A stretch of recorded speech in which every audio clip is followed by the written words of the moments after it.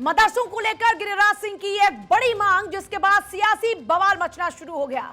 मदरसों पर तत्काल लगाई जाए रोक। गिरिराज सिंह की इसी मांग के साथ लगातार सियासी बयानबाजियों का दौर शुरू हो चुका है।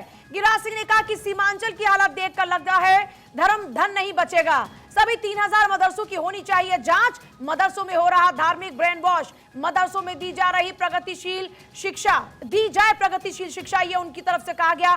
मदरसों में प्रगतिशील शिक्षा दी जाए, मदरसों में धार्मिक ब्रेन वॉश हो रहा है। गिरिराज सिंह का मदरसों को लेकर यह बड़ा स्टेटमेंट है। नीतीश सरकार से मांग कि मदरसों की कराई जाए जांच, वहां पर हो रहा है धार्मिक ब्रेन वॉश। यह बड़ी खबर है इस वक्त की और इसी पर आज होगी चर्चा। जवाब देना पड़ेगा में मदरसों को लेकर गिरिराज सिंह ने क्या बड़ी मांग दोहरा दी, जरा सुनिए। बिहार में अवैध मस्जिद और अवैध मदरसों की बाढ़ हो गई है। बॉर्डरों पर तो और ज्यादा हो गया है। जो आंतरिक सुरक्षा केवल बिहार के लिए नहीं बल्कि देश के लिए खतरा पैदा कर रहा है। वोट की लालच में नीतीश जी बहुत हो गया। अब बिहार और देश के हो रहे खतरों पर भी विचार करें। अगर ऐसा नहीं किए तो आने वाले दिन में 20 साल होते होते बिहार के लोगों के धन और धर्म भी खतरे में पड़ जाएंगे और इसके लिए दोषी आप और लालू यादव होंगे। मैं यही बार बार कह रहा हूं, आप तुष्टीकरण की निद्रा से उठे। और गिरिराज सिंह के इस बयान पर जेडीयू का पलटवार। मदरसे की परिभाषा बताएं गिरिराज सिंह। पेड़ पौधे पर ध्यान दे गिरिराज सिंह। यह बड़ी खबर है इस वक्त की। वार पर पलटवार का सिलसिला शुरू हो चुका है। गिरिराज सिंह कह रहे हैं कि सभी 3000 जो मदरसे हैं बिहार के, उनकी जांच होनी चाहिए और उनको अवैध मदरसा बताते हुए जब उन्होंने सवाल दागा तो यहां पर गिरिराज सिंह के इसी बयान पर जेडीयू का पलटवार। और इसी पर सवाल पूछते हुए गिरिराज सिंह के इन्हीं तमाम बयानों पर सवाल पूछते हुए पूछा गया कि जरा इसकी परिभाषा बताएं कि अवैध मदरसे क्या होते हैं।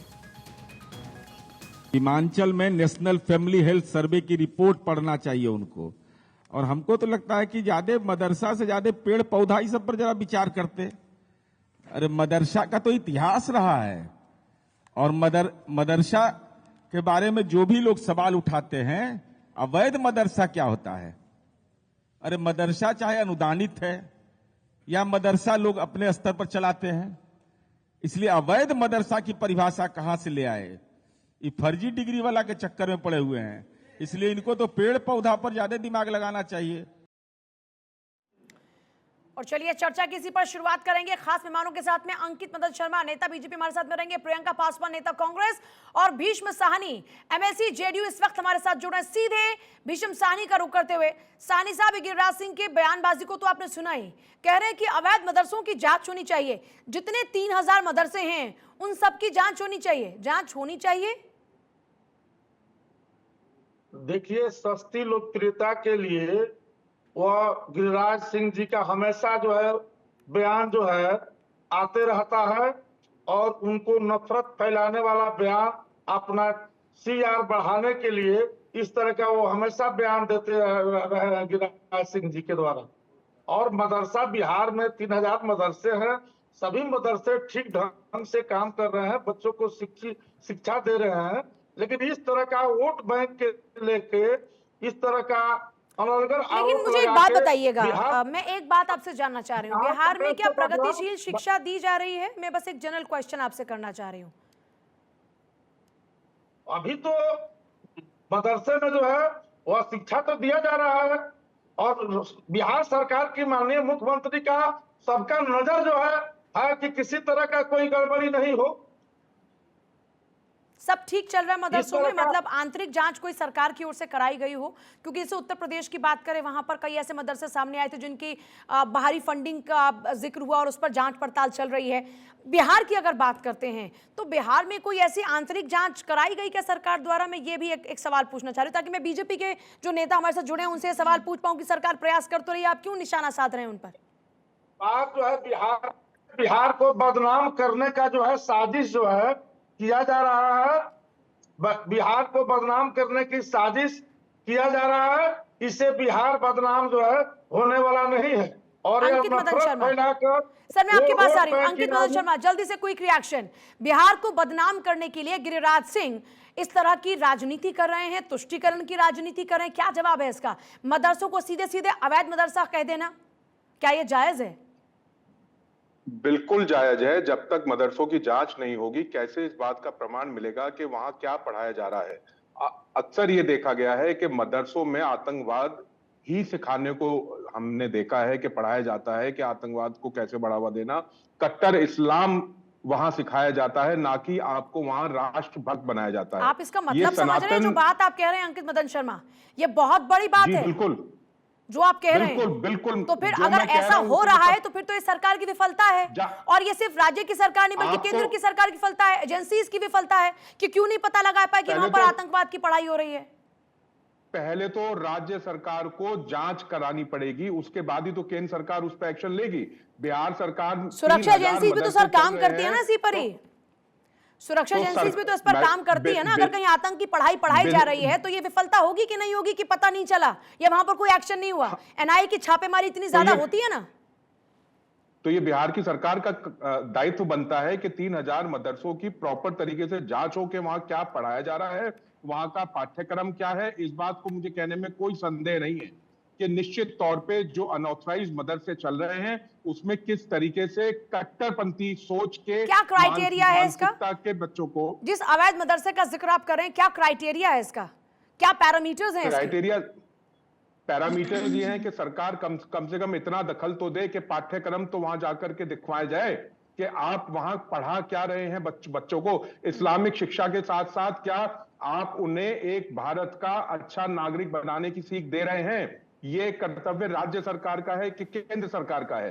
ये तो गिरिराज जी ने बिल्कुल सही बात कही है कि अगर बिहार में ये सब चल रहा है तो सरकार को, नीतीश बाबू को तुरंत इस पर एक्शन लेना चाहिए और जाकर के गिरिराज जी को उन्हें जवाब भी देना चाहिए कि आपने एक प्रश्न किया। क्योंकि 2024 के चुनाव से पहले एक बार फिर से जो बयानबाजियों का सिलसिला वो शुरू हो चुका है। 5 राज्यों के विधानसभा चुनाव का शोर थमा ही, नतीजों का इंतजार है और इस बीच 2024 की पिच तैयार होने लगी है।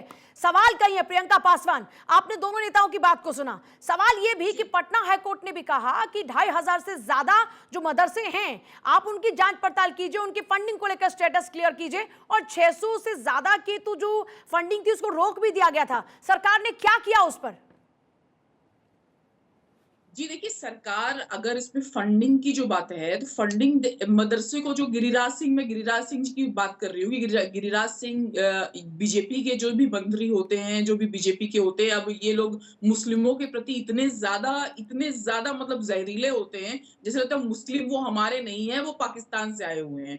तो ये मुस्लिमों का कब्जा, अवैध कब्जा, और ये अवैध मदरसा, अब जैसे कि इन्होंने बोला कि वो मतलब मदरसा जो होता है वो अनुदानिक होता है या तो कुछ समूह मिलके चलाते हैं, तो अवैध होने की कोई बात ही नहीं है इसमें। और अगर मैं गिरिराज सिंह जी से पूछूं कि क्या वो कभी संस्कृत के विद्यालय, कभी मदरसे में जाके उन्होंने देखा कि क्या पढ़ाई हो रही है वहां पे, मतलब पहली क्लास से लेकर के 8वीं क्लास तक के संस्कृत विद्यालय और मदरसों के बच्चों को जो वजीफा मिलता है वो रोक दिया गया। तो ये लोग तो सिर्फ जहर, मतलब जहां अगर बीजेपी की सरकार नहीं है, तो आप संस्कृत विद्यालय और मदरसों का कंपैरिजन कर रही हैं क्या प्रियंका पासवान? जी देखिए, संस्कृत विद्यालय और मदरसा डेफिनेटली वहां संस्कृत पढ़ाया जाता है और मदरसों में उर्दू पढ़ाया जाता है। तो अगर देखा जाए तो दोनों तो लगभग सेम ही है ना। तो संस्कृत विद्यालयों का भी लोग संस्कृत विद्यालयों का क्या सिलेबस होता है? रोक दिया, मदरसों का भी फंड रोक दिया। अगर आप विद्यालयों की बात करें तो संस्कृत विद्यालयों के सिलेबस के बारे में पता है आपको कि क्या सिलेबस होता है? जी वहां उर्दू, देखिए मैं लैंग्वेज की बात नहीं कर रही, सिलेबस की बात कर रही हूँ। बात यहाँ पर गिरिराज सिंह की बात को यहाँ जायज नहीं ठहरा रही, पर क्योंकि आप कंपैरिजन कर रही हैं, एक गलत चीज पर हम बात कर रहे हैं और उसी गलत चीज में हम कंपैरिजन फिर से शुरू कर देते हैं, तो फिर तो हम उसी ढर्रे पर चलने लगे ना। नहीं, मैं ये पूछना चाहूंगी क्या गिरिराज सिंह कभी गए हैं मदरसा? मैं वही पूछ रही हूँ कि आप मुझे सवाल पूछिए, लेकिन क्या आपने कभी संस्कृत विद्यालय का जो सिलेबस है वो जाना है कि वहां पर क्या पढ़ाया जाता है? या मदरसों का सिलेबस क्या आप जानती हैं कि क्या होता है वहां पर सिलेबस? उर्दू ठीक है, उर्दू भाषा में पढ़ाया क्या जा रहा है, भाषा जी, भाषा जी, कभी भी बिल्कुल, कोई बिल्कुल, दायरे मैं ये में नहीं जानती सीमित हूँ, मैं करती ये है। जानती हूँ क्योंकि मैं सामाजिक कार्यकर्ता हूँ, मैं जाती हूँ मदरसों में, वहाँ मैंने यही देखा है कि वो लोग जो उनका ग्रंथ है, कुरान है, हदीस है, वो लोग वहाँ पढ़ाते हैं और मदरसों में जो बच्चे मतलब बच्चे उर्दू सीखने, कुरान और हदीस पढ़ने तो जाते ही हैं, इसके साथ ही वहाँ पे जो बच्चे मतलब जो अनाथ बच्चे होते हैं, उनको भी वहाँ वहाँ पे उनको पनाह दी जाती है। बराबर वहाँ पे उनको पनाह दी जाती है ताकि वो और रह संस्कृत पाएँ, विद्यालय के अंदर खा पाएँ और अपनी रह पाएँ, संस्कृत खा पाएँ विद्यालय के अंदर और कुछ भेदभाव पढ़ किया जाता सकें। है क्या? आप जी? सामाजिक कार्यकर्ता हो, संस्कृत विद्यालय के बारे में भी आपको पता होगा। वहां पर क्या पढ़ाया जाता है? वहां पर कोई भेदभाव जी, होता है क्या? देखिए संस्कृत विद्यालय में कोई बुरी बात नहीं है। देखिए उर्दू भी पढ़ाना बुरी बात नहीं है, कुरान हदीस भी पढ़ाना बुरी बात देखिए, नहीं है, मैं वेद भी वही कह रही हूँ पढ़ाना कि बड़ी फिर बुरी एक बुरी की बात नहीं है। वकालत करना जहाँ और जो चीजें उसकी हो वकालत रही करते है, करते कोई दूसरे खराब की चीज आलोचना नहीं है, करना ये जायज लेकिन बात नहीं है ना प्रियंका पासवान। मैं इसलिए नहीं आ आपसे रही सवाल आपकी। पूछ रही हूँ कि उसकी आलोचना नहीं करनी चाहिए ना। हम तो ये कह रहे हैं कि चाहे कोई भी हो, अब स्कूल के सिलेबस को लेकर भी तो कंट्रोल रहता है ना कि क्या सिलेबस होगा, उसमें क्या चेंजेस होंगे। और ये बात तो है ना कि आप धर्म के ज्ञान के साथ साथ एडवांस टेक्नोलॉजी के साथ में भी जोड़ना, ये सही दिशा में कदम होता है। जल्दी से इस पर एक क्विक रिएक्शन मैं चाहूंगी अंकित मदन शर्मा का। दोनों की बात आपने सुनी, ये कह रहे हैं कि तुष्टीकरण की राजनीति क्यों, इतनी नफरत क्यों है? और अगर आप अंकित मदन शर्मा, आप भी गिरिराज सिंह की बात में हाँ मिलाते हुए ये बात कह रहे हैं कि वहां पर अब आतंक की पढ़ाई पढ़ाई जाती है, इसका मतलब आप ये कह रहे हैं कि जितने भी वहां पर बच्चे जा रहे हैं वो आतंकवादी होंगे। इसका मतलब आप समझ रहे हैं ये मैंने कितना जो सेंसिटिव कहा, वो मैटर अगर है? आप अगर पूरी तरीके से मेरी बात सुने तो आप समझ पाएंगे। मैंने जो कहा था वो ये कहा था कि पाठ्यक्रम की जांच तो सरकार ही कराएगी ना।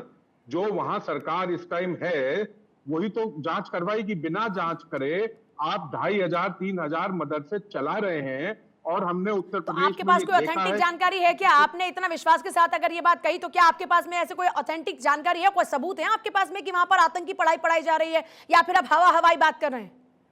अभी बिजनौर में 1 साल पहले क्या हुआ था? मैं बिजनौर की मदरसों बात में नहीं से कर रही, अभी हम यूपी में नहीं, यूपी में नहीं, एक्शन हो रहा है। सुनिए। मैं उत्तर प्रदेश हाँ, की बात नहीं कर रही, बिहार की बात हो रही थी, बिहार पे रही है ना। मैं वही आपसे कह रहा हूं, मैं वही बात कह रहा हूं। जब यहां पकड़े जा सकते हैं तो क्या वहां नहीं पकड़े जा सकते? तो इसमें अगर जांच कराने की बात कही है तो इसमें गलत क्या है? तो सबूत के इसमें बिना पर सरकार बात को होनी घेरने चाहिए ना। वाली बिजनौर क्या का हो गई? जिक्र आप सबूत के बिना पर कर रहे हैं ना। यहाँ बगैर सबूत के हाँ, तो आपने सबको एक तरीके से आतंकी घोषित देखिए- कर दिया। तो वो भी तो भारत का हिस्सा है ना, भारत के नागरिक है ना, जिसको आपने एकदम कटघरे में लाकर खड़ा कर दिया। ये भी तो गलत बात हुई ना।